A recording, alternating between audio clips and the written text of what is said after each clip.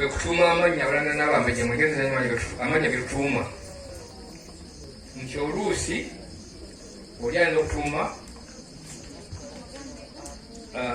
Kagere, oli n'atuuma Nassolo, n'atuuma Kiweewa n'amalala. Agamanya gali mu nnyumba ya Ssaabasajja yekka. Prince Kiweewa ni mwana wa Ssaabasajja omubereberye omulenzi. Waba omuwala tumutuuma Nassolo.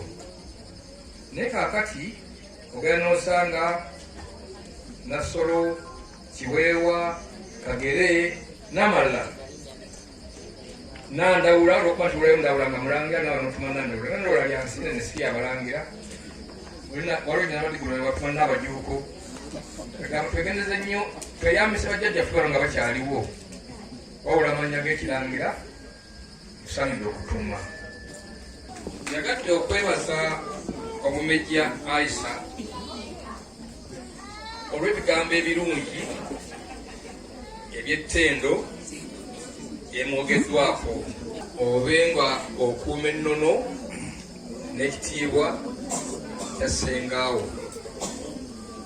Ssengaawo namumanya olw'emirimu gy'akola, naye namusangamu ekintu kimu nti bambejja be tulina omwetoowaze ennyo, yaniriza buli muntu, ayagala omulimu gwe, ayagala kabaka we n'obweza bwamukwasibwa. Tufuna obuzibu bungi omumbejja aba omulangira okufuna emirimu. Bannaffe batusosola aga nti n'atuma atya omulangira okutambuza kikeeki, oba n'atuma atya omumbejja okutambuza kikeeki. Naye olidde byogera ku Ssengaawo nti byonna abituukiriza, n'abo ekyokulabirako ekiggula luggi eri abalangira n'abambejja abasaba obuweereza. Omumbejja nyongera okwebaza nti webale nnyo balira ddala. Si omukuuma ddamula wagikuumako, naye emigero gye batukwasa si gya mulino, gizitowa. Mukwebaza olw'okuba omwetoowaze okubaluwaze n'olwekusaya leero ng'okyatudde wano okubanga oli naffe mu lulyo olulangira. Tukwebaza n'ebigambo by'obuulirira Obuganda bituyamba nnyo okulaba nti Uganda n'Obuganda butambula. Tukusuubiza nti yadde nga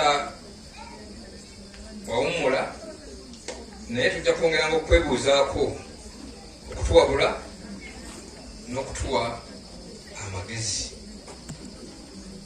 Bwekitiibwa Noah Kiyimba ono, naye mbantu bamisa be nasanga yadde atendereza Omubejje Aisha Nakalema, naye musajja mu buweereza bwe ye musajja ow'embala. Weebuzaako ekyo n'akikuwa, oba oluusi n'akunoonya nga kumutegeeza ki ekigenda mu maaso, alyoka akikoleko nga mumativu. Si bwe tukwebaza. N'ekitiibwa Kabuuza Mukasa oyo be bantu abatandika obuweereza obugubi obw'amaanyi.